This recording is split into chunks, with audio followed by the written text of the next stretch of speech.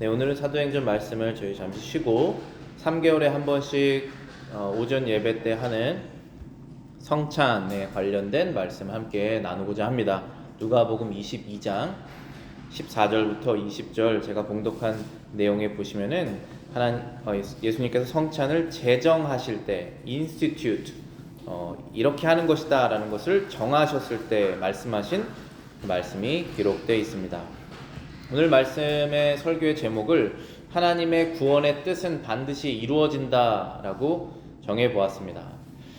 하나님의 뜻은 반드시 이루어집니다. 하나님의 뜻을 막는 존재가 있죠. 물론 있습니다. 그것은 사탄이죠. 사탄은 항상 하나님의 뜻과 반대적인 것을 이루려고 한시도 쉬지 않고 일을 합니다. 그럼에도 불구하고 하나님의 뜻은 항상 이루어집니다. 그것이 저희가 믿는 하나님이고 하나님의 능력입니다. 왜 그렇게 될 수 있을까요? 물론 하나님의 능력이 있으시니까 그렇죠. 그런데 그 뜻을 간절히 이루고자 하는 분이 있기 때문에 그렇습니다. 그분은 바로 예수 그리스도이십니다. 그리고 예수 그리스도 안에서 그리스도인들이 그분과 함께 그분의 뜻을 이뤄가는 그런 영광을 얻게 된 것입니다. 비록 우리는 아닐지라도 예수님은 항상 하나님의 뜻을 간절히 이루시기를 원하십니다. 그래서 하나님의 뜻을 이루셨습니다. 그것은 십자가에서 죽으셔서 하나님의 백성들을 죄와 심판과 사망에서 구해내시는 것입니다. 그리고 예수님께서 지금도 뜻을 이루시고 계시지만 마지막에 뜻을 이루실 것이 하나 있죠. 그것은 예수님께서 세상에 다시 오실 것, 재림 사건입니다. 그것도 분명히 이루어질 것입니다. 하나님의 때에 하나님의 뜻이 이루어집니다. 우리가 6월절이라고 하는 단어가 나오면 항상 무교절이라고 하는 단어도 항상 같이 나오는데요. 누가복음 22장의 1절에 보면은 그 두 가지 그 절기, 피스트가 나와 있습니다. 제가 읽어보겠습니다. 6월절이라 하는 무교절이 가까움에 라고 되어 있습니다. 6월절이라 하는 무교절, 그러니까 The Feast of Unleavened Bread called Passover. 그 두 개가 같은 것이다 라고 지금 말하고 있는 것이죠.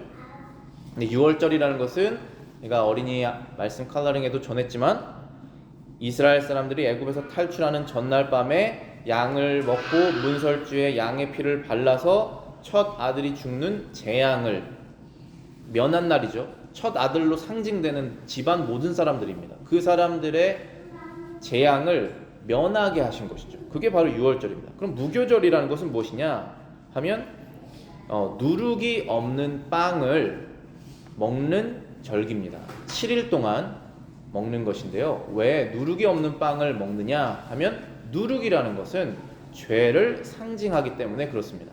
누룩은 죄인데 누룩은 아주 금방 퍼져나가죠. 죄가 우리 집안에, 여러분의 가정에 들어왔을 때, 교회에 죄가 들어왔을 때 아주 금방 퍼집니다. 하나님의 진리와 좋은 것은 천천히 퍼집니다. 마치 씨앗을 심고 시간이 지나가면서 오랜 노력을 통해서 결과를 얻지만 죄라는 것은 아주 금방 퍼집니다. 그래서 이 죄를 상징하는 누룩이 없는 빵을 먹으면서 우리가 하나님의 백성이면 죄를 계속적으로 제해 나가는 것을 멈추지 말아야 되는 것을 기억하라고 이 무교절이 있는 것입니다. 고린도전서 5장 6절부터 7절에 이렇게 말씀하십니다. 적은 누룩이 온 덩어리에 퍼지는 것을 알지 못하느냐? 너희는 누룩 없는 자인데 새 덩어리가 되기 위하여 묵은 누룩을 내어버리라. 우리 유월절 양 곧 그리스도께서 희생되셨느니라.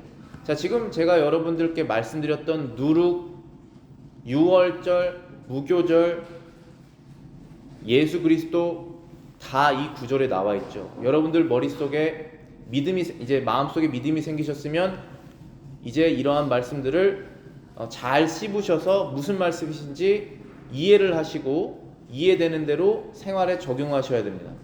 자, 지금 무슨 말씀을 하고 계셨냐면 6절에 적은 누룩이, 죄죠. 온 덩어리에 금방 퍼지는 것을 알지 못하느냐. 7절에 너희는 누룩 없는 자인데, 자, 누룩이 죄라면 지금 이 얘기를 하시는 거예요. 아주 작은 죄가 금방 퍼져서 자기 개인이면 작은 죄가 중간 죄가 되고 중간 죄가 큰 죄가 되는 것을 알지 못하느냐. 아예 싹을 잘라라 라고 말씀하시는 거죠. 시작을 안 해야 된다는 거예요. 빨리 뽑아야 돼요. 그 시작을, 그 잡초를 안 뽑으면 오래 가면 나무가 되는 거 아시죠? 쉽습니다. 처음에는. 그러니까 그 얘기를 하시는 거예요. 그런데 7절에 보시면은 너희는 누룩이 없는 자다. 자, 이게 이해가 되십니까? 너희는 죄가 없는 자다. 저와 여러분들 중에 죄 없는 자가 없지 않습니까? 그럼 죄 없는 자는 누구시죠? 예수님이시잖아요. 우리는 예수님의 보혈의 피를 통해서 그리스도의 몸 안으로 들어온 것입니다. 그래서 이 교회를 Body of Christ라고 그러잖아요. 예수님의 몸된 교회라고 부르는 것입니다. 죄가 없으신 예수님의 몸된 교회에 우리가 들어왔으니 너희들의 정체성, 아이덴티티는 이제 죄 없는 자다라고 말씀하시는 거예요. 하나님께서 보시기에. 그러니 누룩을 버려라. 버릴 수 있다. 버려야 한다 라고 말씀하시는 것입니다. 그것은 죄입니다. 새 덩어리가 되기 위하여 라고 말씀하신 것입니다. 새 덩어리, 죄가 있었던, 누룩이 있었던 빵인 우리가, 죄가 있었던 사람이 이제는 새 덩어리가 되기 위하여 유월절 양 그리스도께서 희생, sacrifice를 하셨기 때문에 이제는 우리는 우리의 삶에서 죄를 제하여 버려라, 제하는 것을 멈추지 마라 라고 말씀하신 것입니다. 그리고 경고로 작은 죄가 금방 퍼지는 것을 모르느냐, 기억해라 라고 말씀한 것이죠. 그 죄 때문에 그리스도께서 너를 위해서 죽으셨다 라고 말씀하시는 것입니다. 그래서 우리는 이 죄와의 싸움을 멈출 수가 없는 것입니다. 새 덩어리가 되기 위해서. 2절에 보시겠습니다. 대제사장들과 서기관들이 예수를 무슨 방책으로 죽일꼬 연구하니 이는 저희가 백성을 두려워함이니라. 3절입니다. 12 중에 하나인 가룟이라 부르는 유다에게 사단이 들어가니. 하나님의 뜻은 예수 그리스도께서 십자가에서 죽으셔서 하나님의 백성들을 죄 가운데서 구해내시는 것이 하나님의 뜻인데, 그 뜻을 막으려는 존재가 있죠. 그것은 사탄입니다. 근데 사탄은 직접 일하지 않고 사람을 통해서 일합니다. 그게 일반적인 방식이에요. 하나님도 그렇게 하시잖아요. 하나님도 사람을 통해서 일을 하십니다. 그럼 사단은 무슨 그 도구가 있을까요? 사람들에게 어떻게 그 도구를 사용해서 사람들을 사용할까요? 그것은 두려움이에요. 2절에 보시면은 대제사장들과 서기관들이 예수를 무슨 방책으로 죽일꼬 연구하니 이는 저희가 백성을 두려워하며. 이 두려움이 여러 가지 방책들을 만들어내는 것입니다. 그리고 그 사람들의 마음속에 두려움을 심어서 하나님께서 원하시지 않는 것을 하게 만드는 것입니다. 그래서 결국은 하나님과 반대적인 생각을 마음속에 불어넣게 되시죠. 3절입니다. 가롯이라 부르는 유다에게 사단이 들어갔다. 그 마음속에 하나님과 반대되는 생각을 집어넣었다라는 것입니다. 하나님의 뜻을 이루려고 하는 예수님의 열심이 있다면 하나님의 뜻을 막으려고 하는 사탄이 있는데, 그 사탄이 사람들의 마음속에 이러한저러한 생각들을, 두려움이나 욕심이나 불안함이나 그런 것을 통해서 줄 때 그것을 그렇구나 하고 딱 받아서 채택해서 실행하게 되는 경우들이 있지 않습니까? 그것이 죄죠. 그것이 교회 밖에서도 일어나고 교회 안에서도 일어납니다. 우리가 한 명의 교회잖아요. 우리 밖에서도 우리를 죄를 유혹하고 내 안에서도 그 죄를 받아들여서 실행하잖아요. 두 가지가 다 일어납니다. 그럼에도 불구하고 그리스도께서 열심으로 끌어나가시는 것입니다. 하나님의 뜻 방향으로. 이게 하나님이세요. 우리가 믿는 이분이.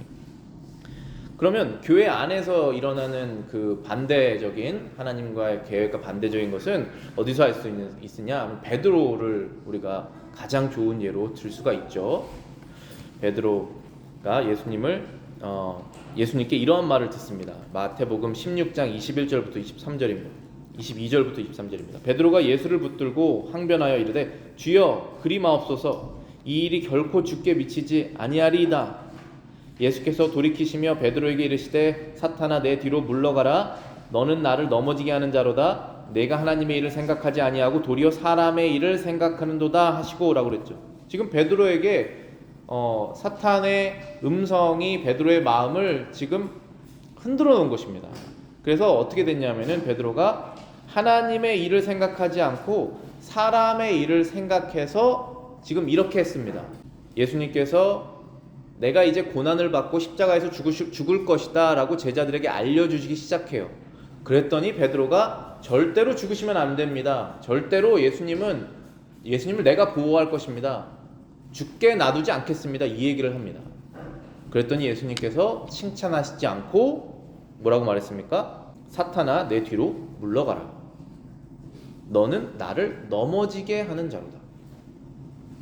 자, 우리가 하나님의 방향이 있습니다. 하나님께서 이끌어 나가려고 하는 방향이 있는데 하나님의 나라와 영광과 천국과 영생에 관해서 생각하지 않으면 그 목적이 흐려지면 우린 자연스럽게 옛 고향인 내가 태어난 나의 출처 흙으로 돌아가는 것입니다. 이 땅에서 먹고 사는 것에 내 마음이 들어갈 수밖에 없습니다. 그러면 우리는 겉으로는 하나님의 영광과 지금 여기에서는 예수님의 몸을 보호하는 것처럼 보이는 그렇게 내가 컴프로마이즈해서 생각해서 결정했지만 예수님께서는 단호하게 너는 세상 일을 생각하고 있다 라고 말씀하시는 거예요. 그러한 일들이 일어난다는 것입니다. 일어나지 않는다고 생각하시면 너무 순진하신 것이죠. 일어나지만 그럼에도 하나님께서 하나님의 뜻을 이루어 내신다라고 하는 것이 놀라운 사실이죠. 예수님께서 그것을 간절히 원하고 계시기 때문입니다. 흔들리지 않는 분이 계시기 때문에 그런 것입니다. 그래서 여러분들의 가정에서 우리는 이쪽으로 간다라고 하는 그 아버지의 역할이 중요한데 아내가 옆에서 또 흔들리지 않아야 되죠. 그런데 이제 흔들리면 다 반대쪽으로 가는 거예요. 여러분들의 교회에서 여러분들이 선택하신 엘더와 장로와 또 목사님이 흔들리면 다 반대로 가는 것입니다. 그렇게 될 수도 있어요. 그러나 그것을 끝까지 돌리시고 완전한 방향으로 하나님의 방향으로 이끌어내시는 예수님이 계신다는 사실에 우리는 평안함을 느끼는 것입니다. 다시 회개하고 그분께 돌아가는 것입니다. 예수님께서 지금 제자들과 성찬을 제정하실 때 14절에 보면은 이러한 구절이 있습니다. 때가 이름에 라고 되어 있습니다. 14절에 때가 이름에 예수께서 사도들과 함께 앉으사 라고 했습니다. 이 때가 무슨 때를 말하는 것이냐 하면 예수님께서 이제 십자가에서 죽으실 때가 왔다라는 것입니다. 그런데 때가 기다렸다가 이제 왔다라고 하는 것입니다. 영어로는 when the time comes. 자, 시간의 주인이 누구십니까? 시간을 만드신 분이시겠죠. 당연히 그분은 하나님이십니다. 하나님께서 정하신 그 때가 되면 하나님의 뜻은 이루어진다라는 것이 절대 불변의 진리입니다. 이걸 여러분들 믿으셔야 돼요. 여러분들 인생 가운데 생애에 일어나지 않으면 다음 세대에 일어납니다. 다음 세대에 일어나지 않으면 그 다음 세대에 일어납니다. 이렇게 큰 하나님의 큰 이 픽처를 보셔야 돼요. 자, 그러면 예수님께서 지금 기다리셨던 이 때가 얼마나 오랫동안 기다리셨던 때이냐 하면 제가 아이들에게 보여줬던 이 컬러링 6월절 그 피를 발랐던 양 피를 발랐던 그때가 지금 이때부터 몇 년 전일까요? 약 1500년 전이에요. 그때의 상징적으로 예수님의 십자가 사건을 보여줬던 그 사건이 1500년 전에 일어났던 일입니다. 그것이 기다렸다가 지금 이루어지는 거예요. 여러분들이 에덴 동산 사건을 기억하시면은 아담이 죄를 지은 다음에 하나님께서 아담이 스스로 만든 그 나뭇잎 옷을 대신해서 하나님께서 그걸로는 죄를 못 가리니 이 짐승의 옷을 입어라 하고 주시는 것이 있어요. 기억하시죠? 그거 참 묘한 부분이에요. 아담이 죄를 짓고 내가 하나님 죄를 졌으니까 내가 죄를 한번 갚아보겠습니다 해가지고 자기가 방법을 만든 거예요. 근데 그걸로는 안 된다. 죄를 졌으니까 죄값을 치르는 건 맞는데 그걸로는 안 된다. 내가 대신 재물을 주겠다 한 거예요. 그래서 그것이 예수님을 상징하는 것입니다. 그것이 예수님을 상징하는 것이라면 지금 아담 때부터 예수님 때까지 몇 년이 지났을까요? 성경적으로 말하면 약 4,000년이 지났다고 봅니다. 우리 1년도 기다리기 어려운 사람들 아닙니까? 5년, 10년 계획 짜고 기다리기 참 어렵잖아요. 그런데 하나님의 계획이 4,000년 후에 이루어집니다. 한 번도 계획이 변하지 않으세요. 여러분들 이 믿음 가지시기 바랍니다. 반드시 이루세요. 하나님의 방법대로 하셔야 돼요. 그러나 이건 다른 얘기지만 여러분들에게 제가 인커리징 하려고 하나 말씀드리면은 세상 사람들, 하나님의 말씀을 신실하게 따르지 않는 사람들은 빨리 됩니다. 여러분들 여기에 속지 마세요. 금방 다 이룹니다. 그런데 나중에는 열매가 없어요. 한번 보세요. 영적 열매는 없습니다. 우리는 하나님의 나라, 영원한 생명에 관련된 열매를 맺으려고 사는 사람은 아니겠습니까? 반드시 그것을 기억하시고 두려워하지 마시고 속지 마시고 여러분들이 믿으신 대로 믿으신다면 그렇게 가셔야 돼요. 방법이 분명히 있습니다. 갈라디아서 4장 4절부터 5절입니다. 때가 참에 하나님이 그 아들을 보내사 여자에게 나게 하시고 율법 아래에게 나게 하신 것은 율법 아래에 있는 자들을 속량하시고 우리로 아들의 명분을 얻게 하려 하심이니라 라고 말씀하시죠. 때가 찼다. 여기에서는 fulfilled라고 되어 있어요. 그 때가 시간이 와서 딱 찼더니 이제 그때에 하나님께서 그 아들을 보내사 여자에게 나게 하시고 이 땅에 태어나게 하셨다는 것이죠. 하나님의 아들을 율법 아래에. 그래서 율법 아래에서 두려움을 느끼고 있는 자들을 속량하셨다는 것입니다. 율법을 지켜야 된다는 사실은 변함이 없어요. 그 율법을 근데 지키지 못하지 않습니까, 우리가? 그래서 두려움을 느끼고 있고 하나님의 진노 아래에 있는 자들을 속량, 그들이 지은 죄값을 페이하셔서 구원해 내시는 그 redeem, 랜섬이죠. 속량하시는 그것을 하시기 위해서 오셨다. 그래서 우리가 아들의 명분, 하나님의 자녀의 명분을 얻게 하셨다. 여기에서는 adoption이라고 되어 있습니다. 하나님의 가정에 adopt, 입양될 수 있도록 진짜 아들이 오셔서 그 일을 하셨다라는 것입니다. 15절에 보시면은 누가복음 22장 이르시되 내가 고난을 받기 전에 너희와 함께 이 유월절 먹기를 원하고 원했다 라고 있습니다. 정말 은혜가 되는 말씀이에요. 저와 여러분들 하나님 말씀을 지키실 때 원하고 원하셔야 돼요. 원하지 않고 하는 것도 은혜가 없습니다. 정말 방법이 없습니다. 그렇지만 나는 원합니다. 이렇게 가셔야 돼요. 원하고 원합니다. 그러니 하나님께서 길을 보여주세요. 그럼 반드시 길을 보여주세요.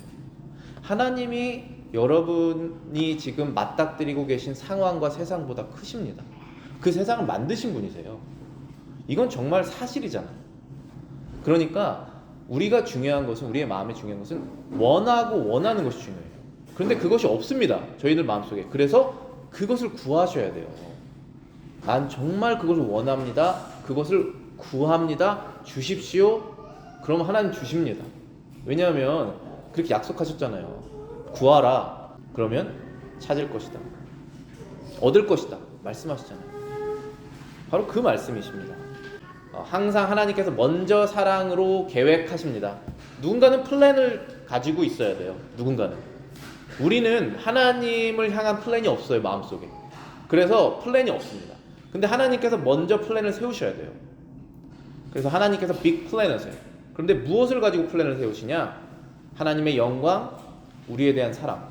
이 두 가지입니다. 우리에 대한 사랑이 없으면 우리를 포기하실 거예요. 하나님 그러지 않으세요. 그리고 하나님의 영광이 목적이 아니시면 그래 내가 너를 사랑하기 때문에 너가 하고 싶은 대로 다 해라 이겁니다. 그렇게 하지 않으세요. 왜냐하면 우리가 아이들에게 그래 네가 하고 싶은 대로 다 해라 해서 되는 게 없습니다. 하나님의 영광을 위해서 마음에 원하는 것을 다 해야 됩니다. 그것을 하나님께서 하시는 거예요. 여러분들이 지금 연세가 어떠신지 간에 신앙생활을 몇 년 하셨든지 간에 이 사실은 변함이 없어요. 하나님께서 여러분들에게 하나님을 위한 계획을 마음속에 주시지 않으면 항상 똑같이 여러분의 영광과 여러분의 유익이 되는 것을 선택하면서 할 수밖에 없습니다. 그러면서 여러 가지 핑계.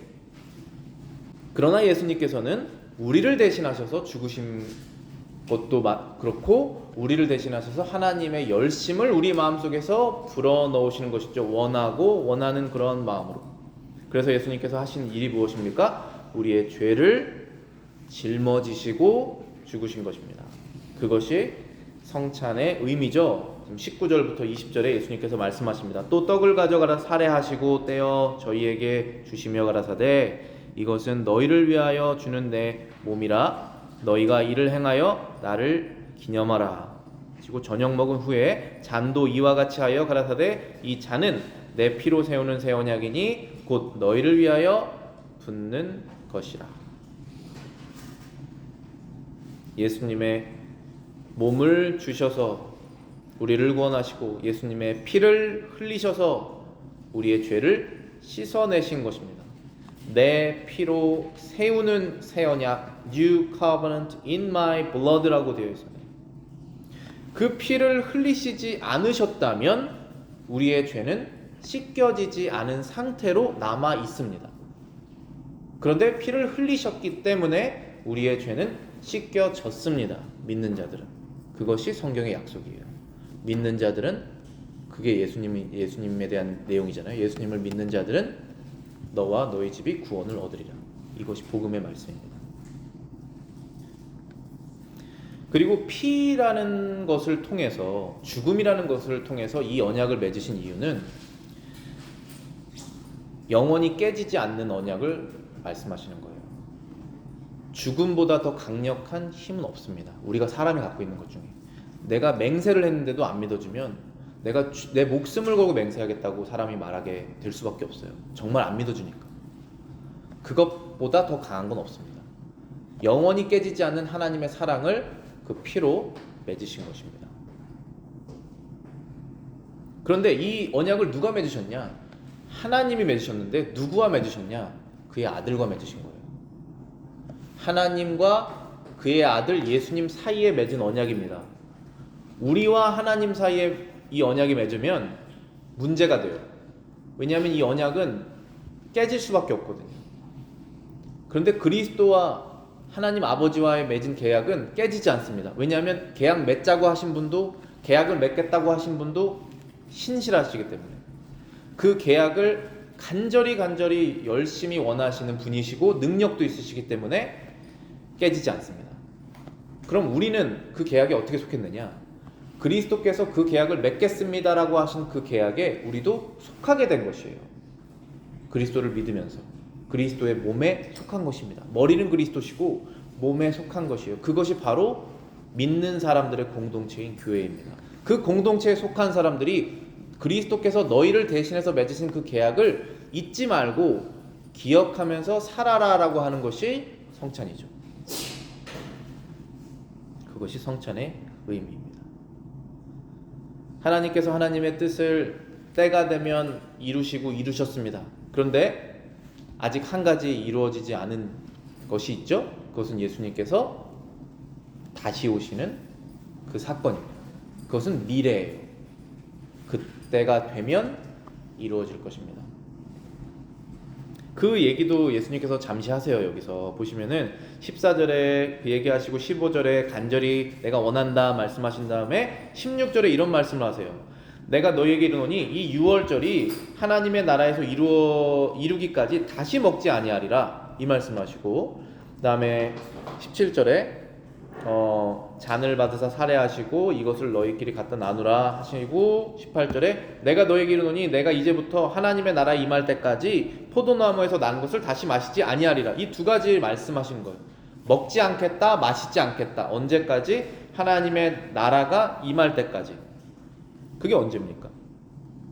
예수님께서 다시 오실 때, 하나님의 믿는 백성들과 함께 다시 오실 때, 죽은 자들이 부활할 때 하나님의 나라가 이루어질 것 아니겠습니까? 그때에는 무엇이 있습니까? 혼인잔치, 유월절 만찬이 있다는 것이죠.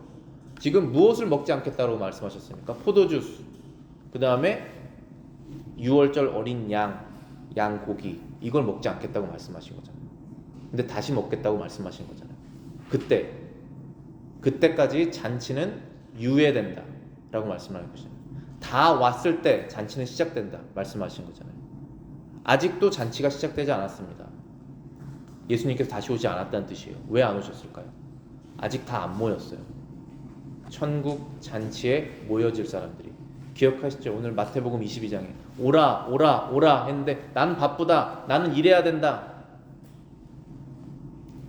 그랬더니 제자들 보고 나가서 오고 싶은 사람 다 데리고 와라, 배고픈 사람 다 데리고 와라, 하나님께 시간 드릴 준비되어 있는 사람 다 데리고 와라 하는 것이잖아요. 그때 잔치 옵니다. 그것이 천국에 하나님의 백성들이 다 모였다라는 뜻이에요. 그때 잔치는 시작됩니다. 그 잔치가 마지막에 다시 있을 것인데 그때까지 내가 이것을 하지 않겠다라는 것입니다. 그러면 그 사이 예수님이 죽으시고 예수님이 다시 오실 때까지 그 잔치 사이에는 어떤 것을 합니까? 우리는 성찬을 하는 것이죠. 성찬은 천국에서는 하지 않습니다. 예수님이 다시 오실 때까지만 하는 것입니다. 그리고 성찬을 통해서 그리스도의 몸된 교회에 들어온 사람들은 천국에서 유월절 잔치를 할 것입니다. 이것을 믿는 사람들이 성찬을 참여하시는 거예요. 결국은 유월절 잔치를 천국에서 참여하기 위해서 하는 것입니다. 요한계시록 19장 7절에 우리가 즐거워하고 크게 기뻐하며 그에게 영광을 돌리세 어린 양의 혼인 기약이 이르렀고 그의 아내가 자신을 준비하였다. 혼인 잔치가 이제 열릴 것이다 말씀하시죠. 근데 여기 혼인 잔치에 들어가기 위해서 한 가지 조건이 있습니다. 모든 죄가 다 용서가 돼요. 그런데 용서가 안 되는 죄가 있습니다. 예수 그리스도를 믿지 않는 죄예요. 그 죄가 왜 용서가 안 될까요? 회개하지 않는 죄입니다. 그렇게 회개를 해야지 천국에 들어갈 수가 있는데 그것을 거부하기 때문에 못 들어가는 거예요. 사실은 못 들어가는 상태에 남아있다라고 말하는 것이 더 정확하죠. 그대로 남아있는 것입니다. 그래서 마태복음 22장 제가 오늘 봉독해드린 그 부분에 몇 구절 다시 읽어드리면은 여기서 물어보시는 거예요. 그 임금이, 여기서는 예수님 말씀하시는 거겠죠, 당연히. 임금이 손님들을 보러서 들어갔더니 예복을 입지 않은 한 사람이 있었다는 거예요. 그때 어째서 예복을 입지 않았느냐? 그랬더니 이제 예전 성경에서는 유구무원이다. 입이 있어도 할 말이 없다. 그렇게 사자성어로 표현했는데 여기에서는 그가 아무 말도 못했다. 영어로는 speechless. 할 말이 없다는 것이에요. 그래서 13절에 임금이 사환들에게 그 종들에게 말하되 손발을 묶어 바깥 어두운 데 던져라. 거기서 슬피 울며 이를 갈게 되리라.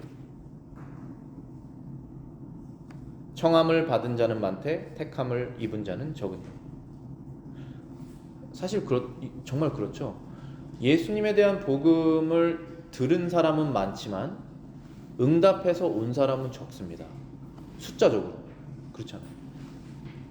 예수님께서 말씀하시기를 그 넓은 길로 가는 사람 많지만 좁은 길은 협착하다.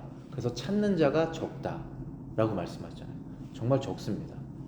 그런데 그 적은 길로 가는 자들도 자신의 의로움으로 천국에 가는 게 아니에요. 바로 이 예수님께서 주시는 이 예복, 그분의 의로우신 완전하신 죄 없는 그 의로움을 우리에게 입히셔서 우리가 믿음으로 그 옷을 입었을 때 가 있는 것이죠. 그럼 우리는 할 말이 있어요. 임금이 오셔서 너는 어떻게 왔느냐? 저는 이 예복이 있습니다. 그게 우리 그거잖아요. 철로역정에서. 예복이 뭐예요? 믿음이죠. 내가 예수님을 믿었습니다. 그겁니다. 그래서 저는 왔습니다. 그렇지 않으면 스피치레스예요. 할 말이 없는 거예요, 우리도. 그러나 저는 이 옷을 받았습니다. 하고 가는 것입니다. 그것을 믿는 것이 그리스도인이고 그 그리스도인들이 성찬에 참여하는 것입니다. 기도하고 마치겠습니다.